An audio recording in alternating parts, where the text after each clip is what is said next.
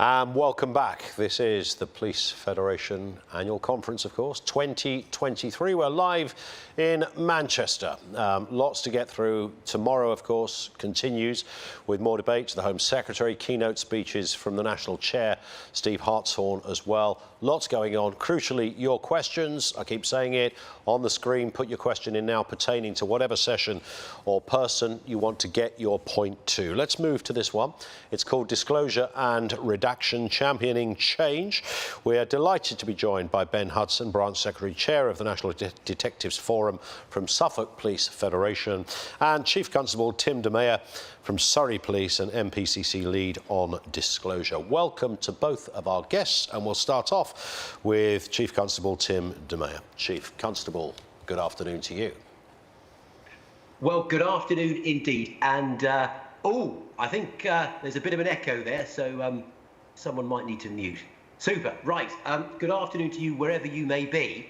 And I'm under no illusions that the title of Disclosure probably invokes a terrible feeling of trepidation because it's not generally associated with the sort of thrills and spills of policing. But I hope in my 15, 20 minutes or so to convince you just how important it is and also of the determined effort which we have taken over the last few years and will continue to take to try and relieve its burden. It's such a privilege to be addressing you on this, and hopefully I can get across my sentiment that disclosure isn't this administrative afterthought, but actually it really is the main event of investigation. And forgive me for starting with a bit of a fable, and you might wonder why on earth I'm going to go into this sort of stuff, but bear with me. I'm going to tell you a little story about a dragon.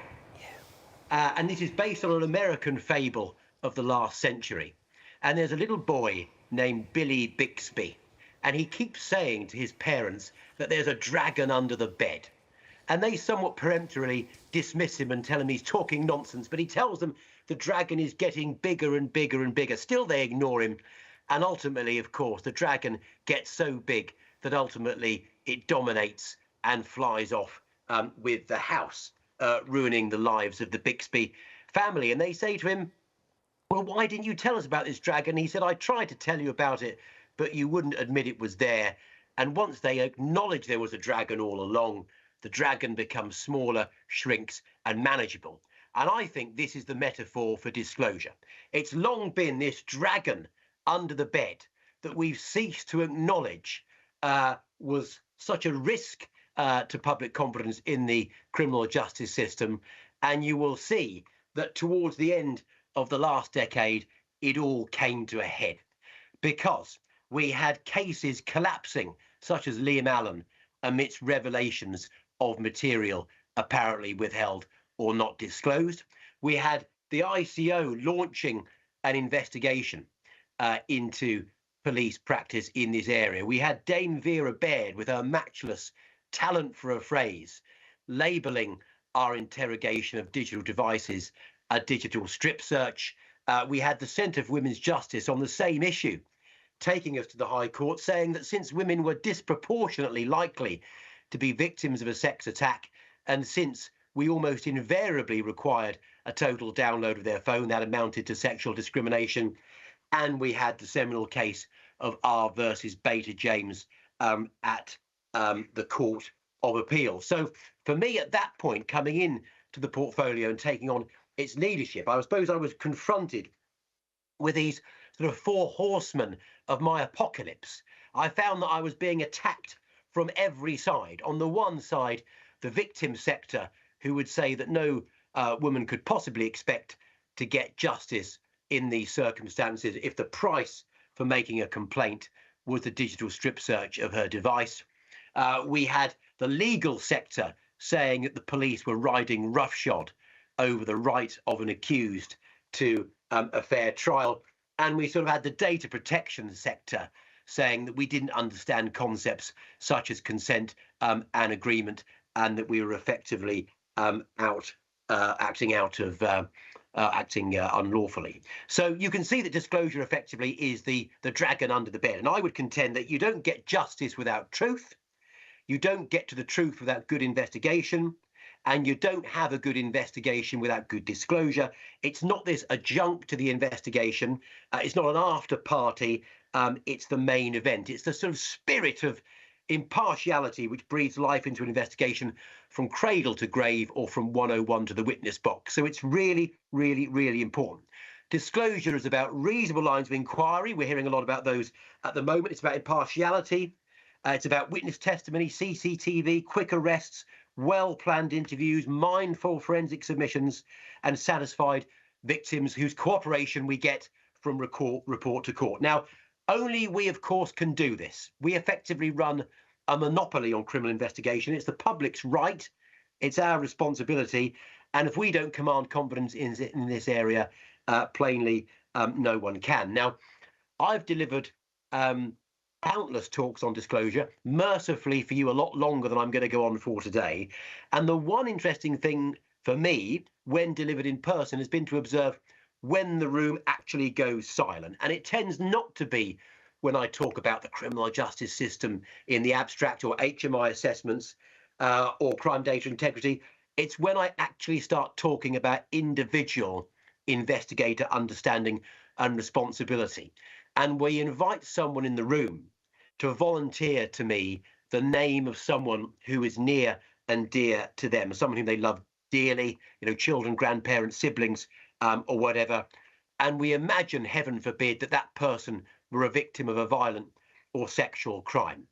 And then we reflect on how quickly we want the suspect arrested, how regular do we want the updates to victim, and how thorough the investigation and exemplary the disclosure, so that there's nothing that can be exploited and suggest that the trial is in any sense unfair. And of course, the investigator comes back and says they want all of these things to be exemplary. So when we imagine, excuse me, the victim as our nearest and dearest, suddenly we start to take these things rather more seriously. So I say to detectives and all investigators who are mad enough to take on this stuff, that we have to always remember that it's someone who is the equivalent of our nearest and dearest at the centre of this.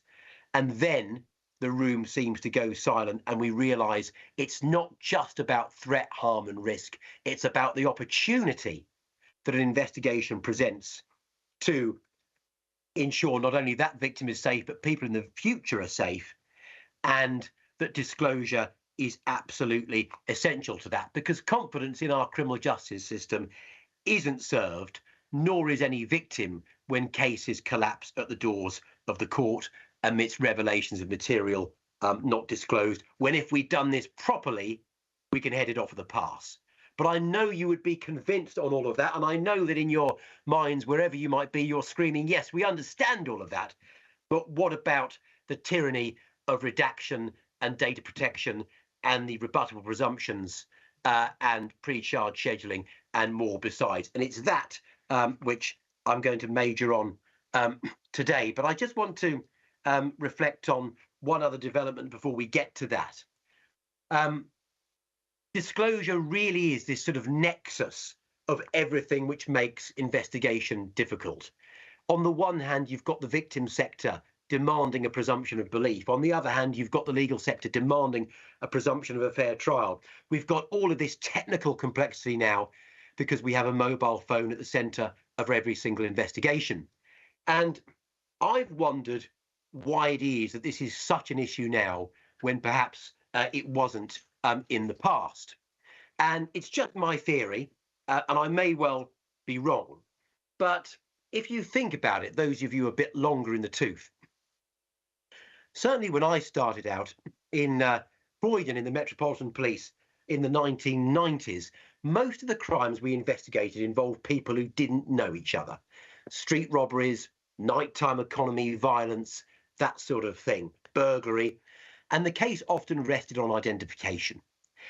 And the suspect or the accused would tend to say, I'm very sorry for the victim, but it wasn't me.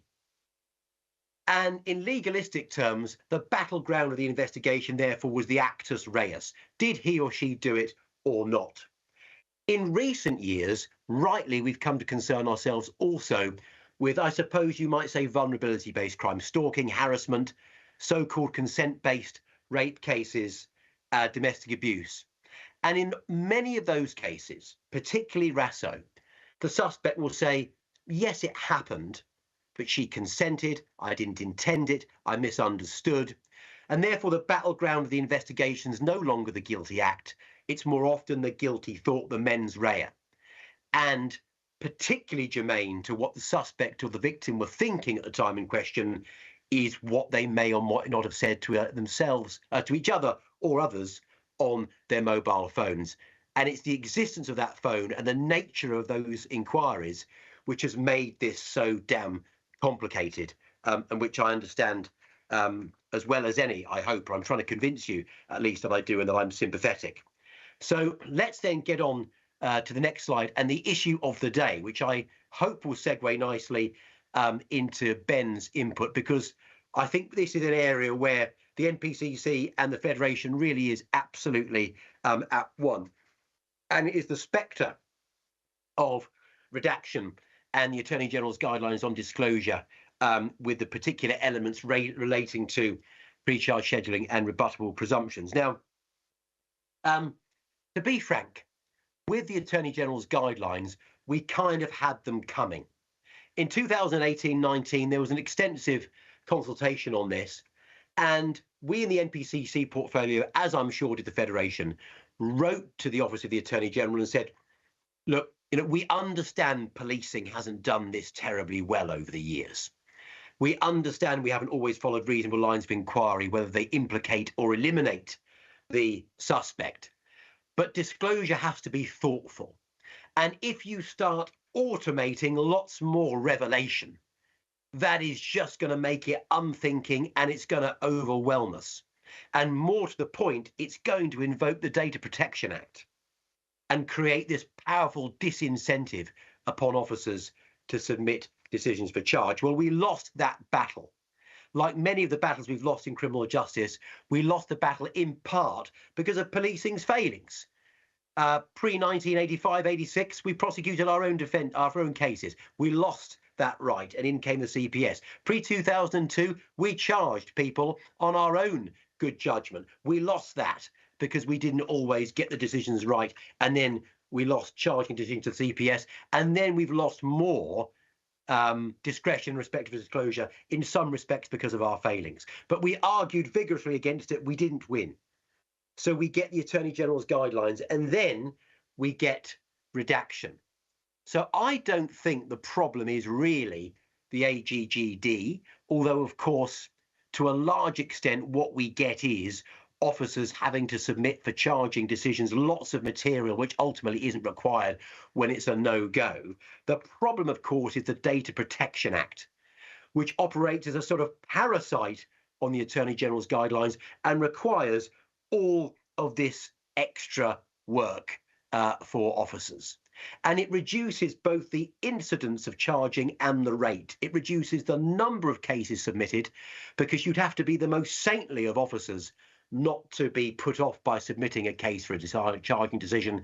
And then it slows the rate at which you can get stuff through, because we know that redaction adds a good 4 hours or so onto every single submission. And that's not just 4 hours, is it? It can be several weeks, because 4 hours tips into one shift, which tips into another shift, and so on. And it's become so much more difficult for an investigator realistically to be omnicompetent, because it's become so complicated. And this against the backdrop of more digital evidence, the wonder of body-worn video, but the need to redact so much of it, the difficulty in recruiting detectives, historically high workloads, insufficient crime management frameworks, and so on.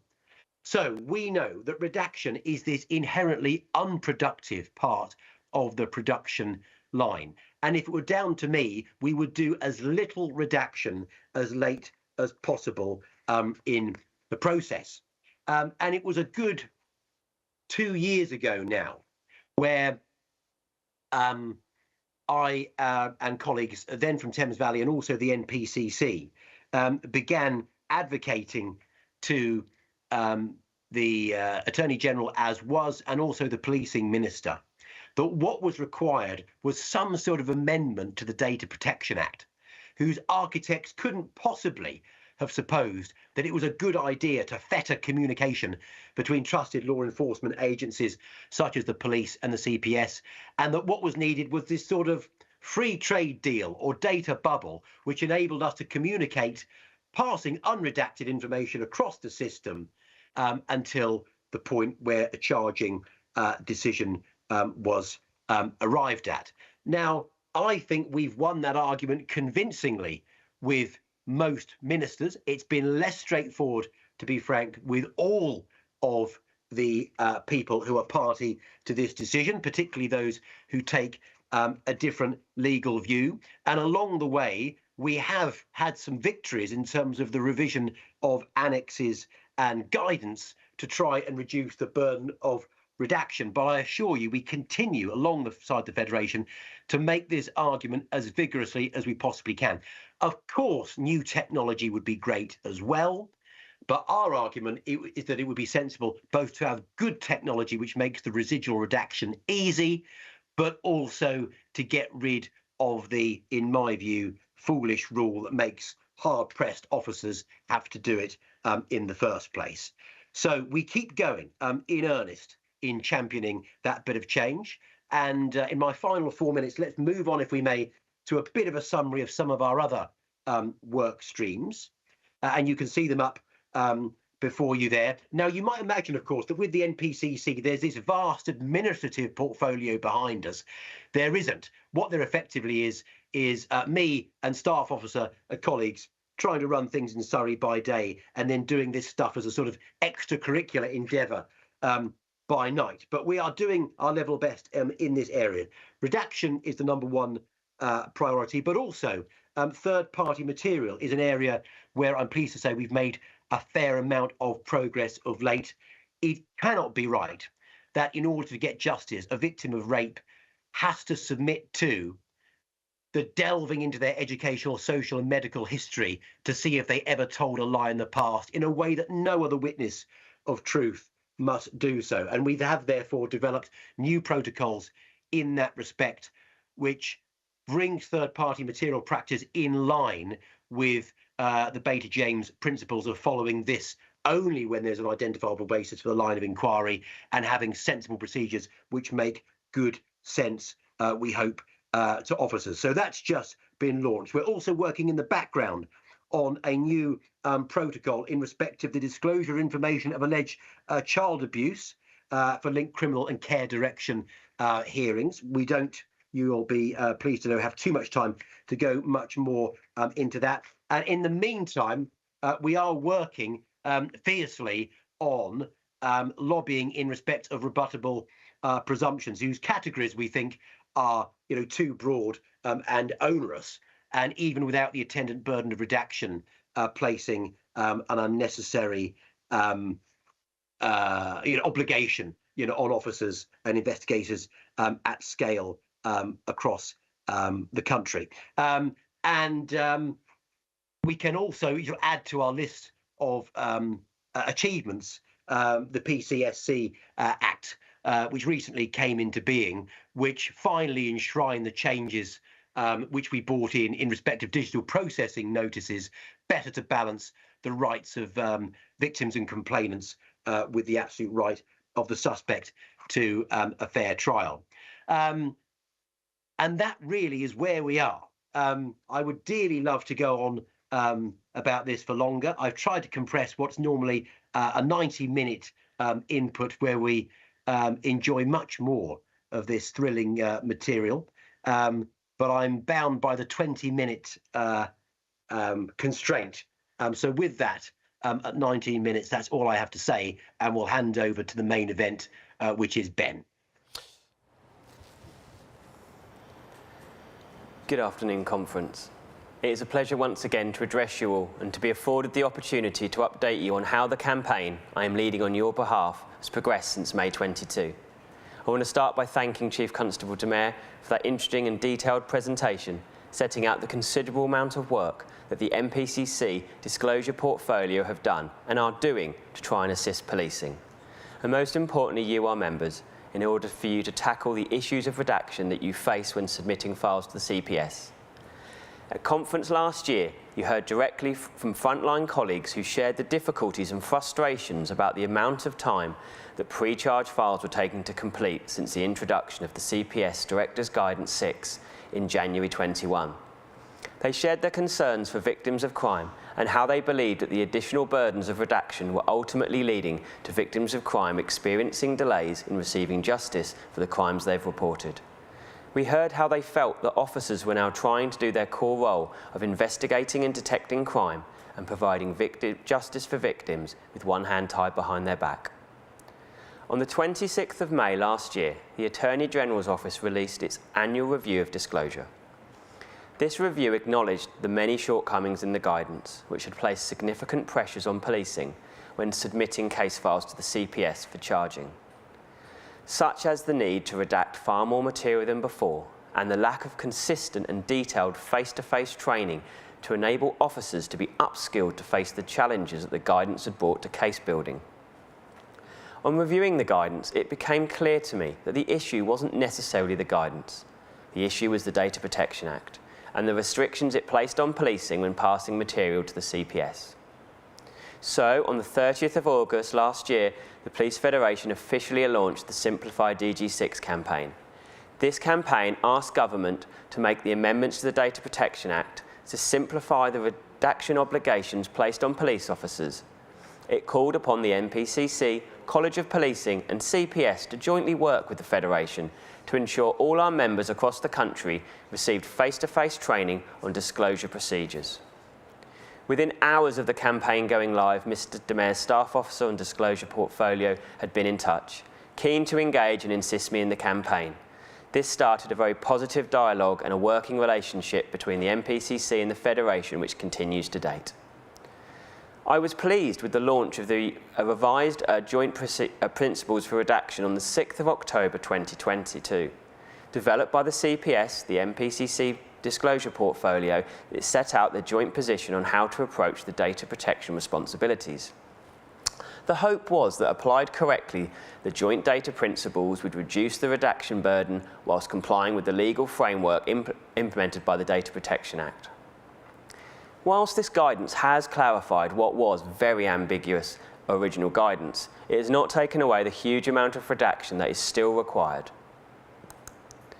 The only answer to me was to amend Part 3 of the Data Protection Act.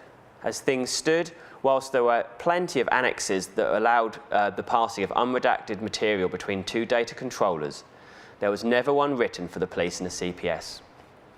I knew that if I was going to achieve this change in the law, I needed the assistance of MPs.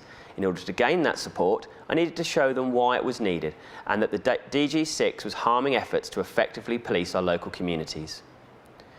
Using the helpful data from the Home Office Crimes Outcomes tables, which showed that year on year since 2017 and 18, the number of charged summoned cases has fallen. But more importantly, the number of cases that have been NFA due to evidential difficulties where a suspect had been identified and a victim supported, and the number of cases NFA due to victims not being supported had all increased.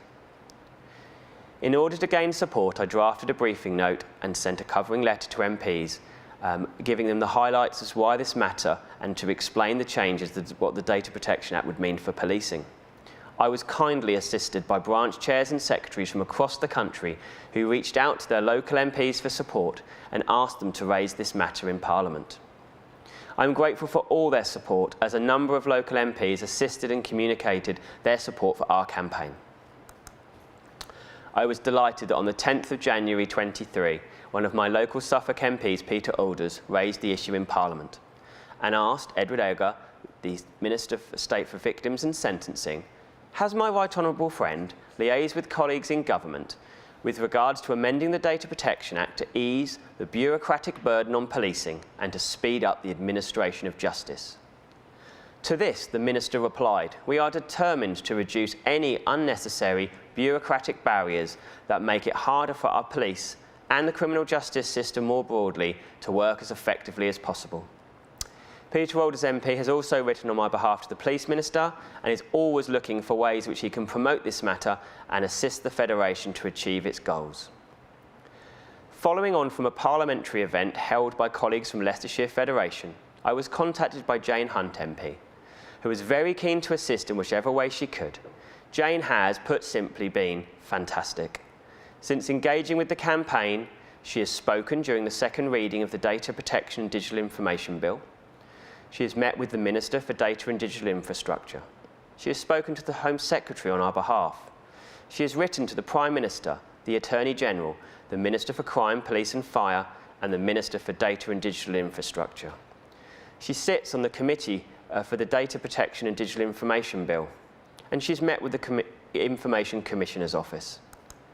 With Jane and Peter's support, the campaign has been propelled forward. Jane advised that if I could get her a draft proposed additional annex, she'd be willing to put this forward to the Bills Committee.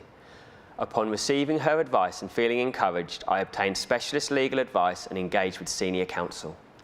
This has resulted in appropriately drafted appendix being prepared to facilitate the transfer of personal data between the Police Service and the Crown Prosecution Service prior to charging decisions.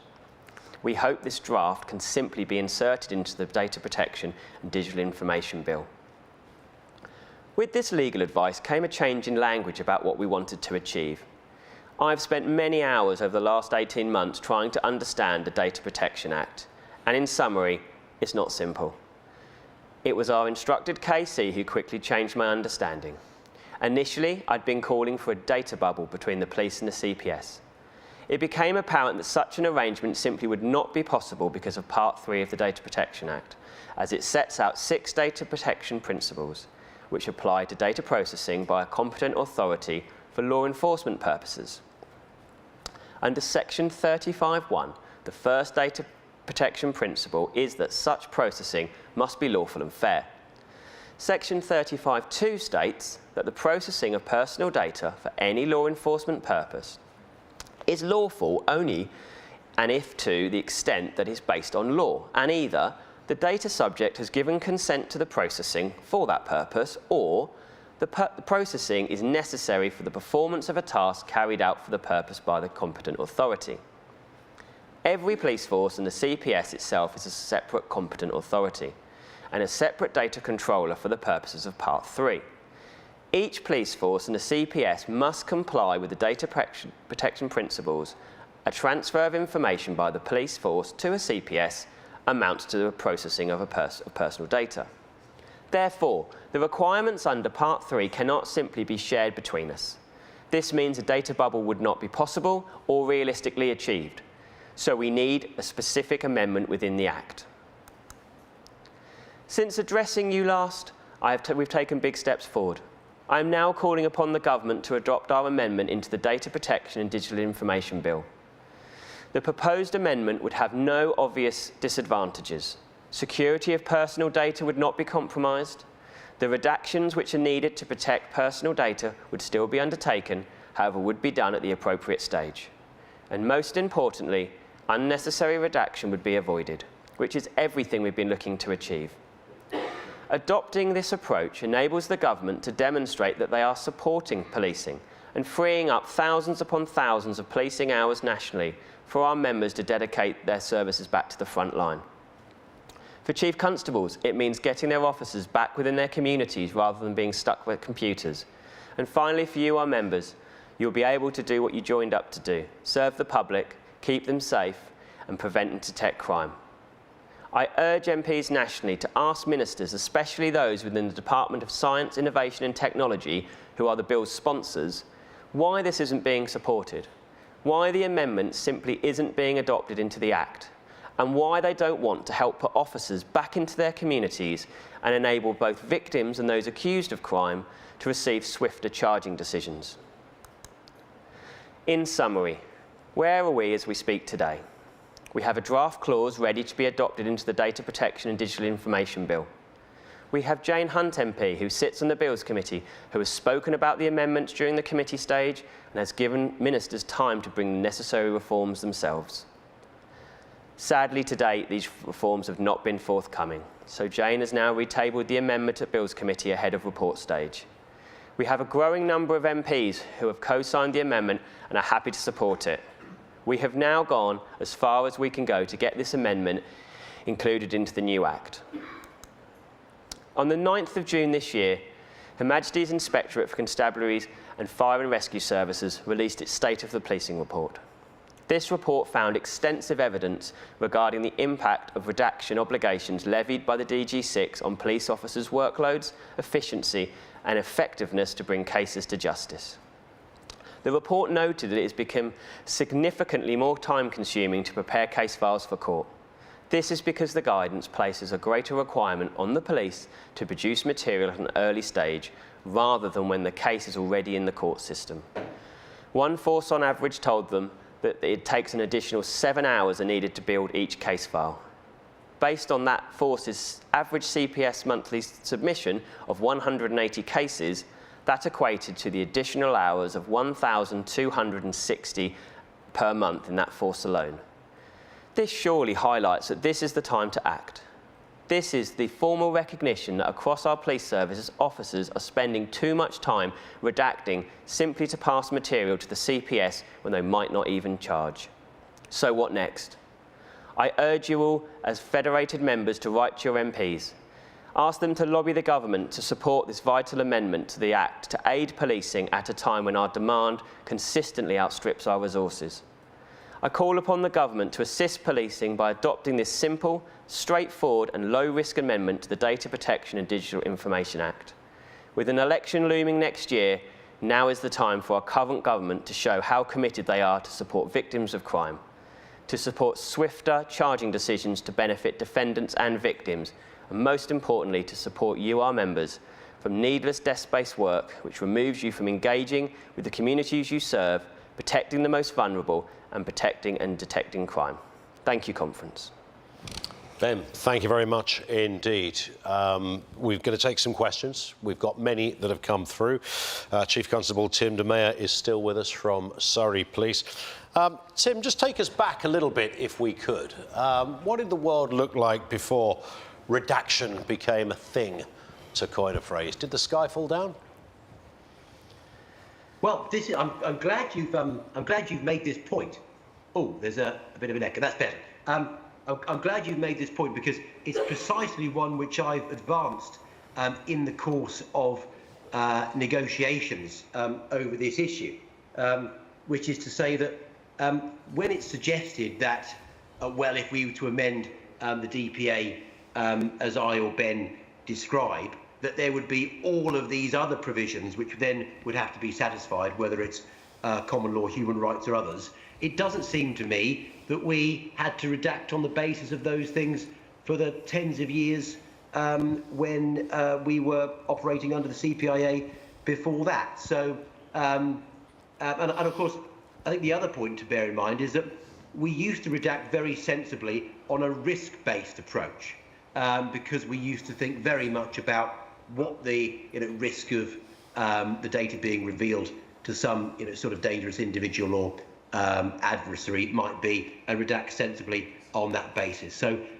it's always seemed to me that, as I said, redacting is something of a sort of parasite on other arguably sensible legal provisions, and not one which serves any productive purpose. And I would like to just also particularly endorse a point Ben made in respect of the delay and denial of justice. As I said at the outset, we do now investigate many more cases where the parties are known to each other. There is, of course, a residual risk in those cases which a charge and a trial or a conviction are supposed to manage. And the longer that is delayed, the greater the risk of disengagement and the greater the risk of reoffending. And Ben, one of the themes that's come through loud and clear, in fact, generally it comes through about the job of policing, is that how the system, whether it's politicians, whether it's whoever, are making an already difficult job a lot more difficult than it needed to be. I mean, this has to be right up there in that category, right? I mean, you've nicked the bad guy, everything's looking good, you've got a case, you've built it, and then you go, oh, God, I've got to do that thing now. Which was never there before, of course. No, it was there, but we used to do it, as Mr. de Meyer said, at the appropriate time. We would prepare a case, we would ask CPS for an evidential decision, And once that case was charged, we would do what's called a file upgrade, and we would give them all the additional information that they needed to comply with the CPIA, comply with the Data Protection Act, everything would be redacted as needed. But we did it when it was required, not now, simply to ask the question. In terms of the amount of work you're doing, I mean, it seems that it's not just the side of some MPs you've got, who you quoted there, but the side of common sense, you might think. There's nothing particularly controversial you're asking for here. There's no cavalierness about what you're asking for, Ben. It's all pretty straightforward stuff. It's very straightforward, and as I said in my speech, this is low risk. We are not asking the government to take a risk. We're not putting anyone's personal data at risk. We're not looking for things to get out that wouldn't necessarily get out anyway. We're just asking for a provision that is covered within the Act for loads of different reasons. Police forces across the country can communicate with each other, unredacted information, intelligence, sensitive information, because there's an annex in the Act. Because it's within the Act. So you're not even asking to go outside of the Act. No. It's just another simple annex into it, same as we would communicate with social services, with health. Of course. We've got time for a couple of questions as well. Here's one from Joseph Farrell. He says, I think we all appreciate the need for disclosure. However, the same standard for disclosure is being applied for all cases, from minor to the more serious, complex cases. We have response officers spending entire shifts building case files for shoplifting offences because there is an insistence that everything is handed over. How is that proportionate, Chief Constable? Well, what I must say is that there is a tendency in the police to over-engineer and overbuild things. And there are certainly forces out there who are managing to do this rather more efficiently. That said, the obligation to follow reasonable lines of inquiry, whether they tend to inculpate or exculpate a suspect, does stand, and it's absolutely right that we preserve the right to a fair trial. I think that some of this problem, relates to, relatively low levels of investigative and criminal justice understanding compared with perhaps what might have been the case in the past. That isn't in any sense to criticise new officers or their supervisors. It's simply to observe a fact that where there is less experience, where people go to court less often, and where we tend to charge fewer people, we can tend to suppose that a lot more material is required than is actually the case. So I don't deny that the processes could further be streamlined, but also as people become more familiar with the criminal justice system, they also realise that things don't have to be engineered to quite the extent which is described. But the point is still very much taken and a valid one. Here's another one. What is the CPS's view of all of this, Ben? Do they want redacted case files, case-ready files, or are they supportive of the amendments that you referred to, so that data can be shared between the police and the CPS for a charging decision before full redaction? Where are they on this? Well, I'll initially answer, then I'll pass to Mr. Mayor, because he has far more contact with them. But I know our chair, Steve, goes to the roundtable meetings. Mm-hmm. The CPS are accepting that if we can get this amendment in, that they will deal with it. But I think there is a reluctance on their behalf and a concern on their behalf as to about having this much unredacted data. Mr. De Mayor, do you think that's a fair answer? Yes, I think it is important to emphasise in this respect that whilst inevitably there is some variable practice in CPS officers and police forces across the country, centrally CPS colleagues have worked very closely with us every step of the way to try to, for example, refine the guidelines as they exist. Naturally they've got some concern as prospective data owners about the security of information that comes across and the lawfulness with which they may or may not hold it or it be processed. I think their position would be that they would deal with the law however it stood. That tends to be what the CPS say on matters. But they would have some concerns about being absolutely certain that we are operating in accordance with all of the relevant law in the area. But it would be remiss of me to say anything else than the CPS have worked very closely with us on all of these issues down the years, and centrally at least have been extremely helpful. A couple more questions I think we can fit in just before we close. This one from Steve Reed. Redacting case files takes uniformed officers and detectives long periods of time to complete, in addition to the demands of their daily business. Is this being looked at nationally to provide support, or civilianise it to ease the burden and pressure on officers and free them up? I'm sure the civilianisation, if that is the right word, of this process, it might have been talked about, Ben. There's obviously sensitivities around that, I guess, but yeah, what's the deal? I mean, I think it's down to each chief constable to make the decisions with the money and the resources they've got. Certainly, I know locally in Suffolk and Norfolk, we share our criminal justice. The two chiefs made the decision when DG6 came out to move some money around, move some people around, and created a unit for redaction, which has been really helpful. I know other forces have done it. It's about funding. Again, you know, this is taking people away. The amendment would hopefully allow people back onto the front line because they wouldn't have to amend early just to get a case file. 20% cases aren't charged. Policing, you know, needs decent funding, and in a sense, this is, you know, we shouldn't have to rob Peter to pay Paul every time something changes within the law. But within this, I mean, there's an obvious manpower issue. It's just simply taking up too much time. But there's also just a fairly breathtaking, illogical nature to what is the current requirements. That's also at play here. Yeah, absolutely. In order to see if you need to redact something, you have to watch it. Certainly, you know, Mr. Mayor talked about body worn. You know, body worn's there to look after our members, to look after, you know, so that everything is very clear. It's fantastic evidence, but you've got to watch it to know what you're going to do. So it takes people to do it. I mean, the redaction tools are fantastic, but again, we'd like to see a uniformed approach to that, so that it shouldn't be a postcode lottery. It should work with other police IT systems. It shouldn't be a standalone piece that then some people are trained in, other people aren't. So we need to move forward. As I said, the NPCC portfolio that Mr. DeMett heads are working really hard to try and get that buy-in from other chief constables, to try and get that seamless approach. So we are all working together on this. Yeah. And as was said in the earlier speech as well, in a world where every man and his dog has a phone, that has obviously upped the workload even more, because you've got some lovely evidence there from those 25 people that were filming it. Yeah. But every bit of that's got to be looked at and redacted where applicable. Absolutely. And Chief Constable, I think you were going to come in on that point.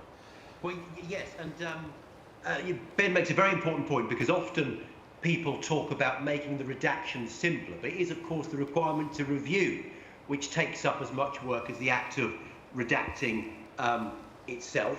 You know, we already have lots of police staff, as well as police officers, as investigators, of course, and this activity is as inherently unproductive for them as it is for everyone else. So while Steve poses an excellent question, I would respectfully suggest let's remove the activity rather than thinking of shifting about the police workforce, who it is which carries it out to begin with.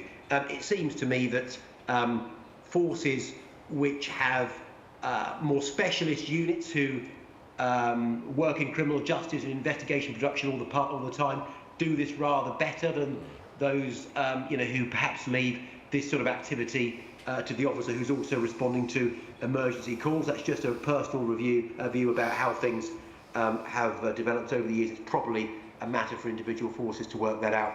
But I think we need to continue making the point that this is an activity which is inherently unproductive. We think that we can do things perfectly safely without it, and therefore the less of it that we have, the better for the system and for victims, witnesses, and everyone who's a party to it. Last question comes from Joshua Bellamy, who says, as an operational DC on CID, I've witnessed the additional complexity that the Data Protection Act has had on workloads. However, I believe the wider issue is that of the contradictory term omnicompetence, which has had the effect of diluting skills and, importantly, the time actually available to investigators to investigate crime. Are we now in the post-omnicompetent age? And if so, what is next for investigations where admin plays an increasing role in what we do, Ben? It's a fair point. That's It's a great question, and I think it's that balance of the finite resources that we've got in policing. It's about where do we want our police officers to direct their attention. Do we want them doing administrational roles to administer justice, or do we want them out in the community, engaging with the public, preventing and detecting crime, looking after the vulnerable? And I think it comes back to, it links into the question, who does the work? Someone's got to do it. As Mr. De Mayor quite rightly said, as I've said, we've given it to the government on a plate. There is an amendment to the Act ready to go, which would remove an awful lot of administrational burden on officers, and we just need them to push the button and say yes. And just a final point. Did you want to come in on that, Chief Constable? Well, I think Joshua poses the central question, actually. How is it that we arrange ourselves to produce investigations? Do you follow a model of omnicompetence where people doing all sorts of other policing also carry a heavy caseload, or is that increasingly difficult for people to do given the complexities of file build in the criminal justice system? It seems to me we're probably tilting more towards something which requires specialist teams to do that secondary stuff than was previously the case, but that's for individual forces to make their own judgment. And just a very final one came in from Sid Carr, who says, do you think that face-to-face consultations with the CPS would help with the issue instead of sending everything electronically? We work in a digital age now. I mean, I think when I first was a DC, we had CPS in the building. It was great to go and have a chat to them. There's fors and against it. At the end of the day, CPS have, like the police service, had decades of underfunding and cuts. So I think they do the best with the resources they've got.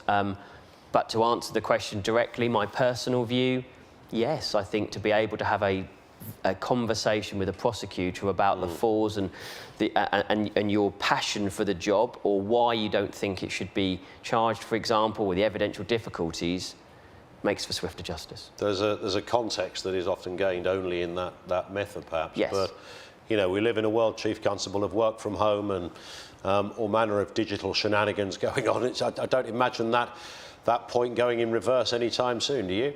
Well, I think it's unlikely for the resourcing reasons Ben describes. Policing is about relationships, and the better you can foster those relationships, the more productive we will be. I recollect, very fondly the ease of relating to the CPS when they were available for face-to-face consultations. I think that's unlikely to happen now. However, there might be other ways in which we can think about fostering those relationships. Officers who tend to work on this stuff all the time tend to get more competent at it. They tend to be able to relate more regularly to the same lawyers, for example, and obviously we can use technology. But the bottom line is we have to get police officers and investigators and lawyers simply talking to each other rather than relying on the sort of tortuous exchange of emails, which I don't think does anyone any good. So the more we can get people talking digitally or in person, the better. And that completes this session. Chief Constable Tim De Mayor, thank you. So great to have you with us from Surrey Police, also the MPCC lead on disclosure, and of course Ben Hudson. Ben, always good to see you. Thank you very much for that. Branch Secretary Chair of the National Detective Forum, and of course from Suffolk Police Federation.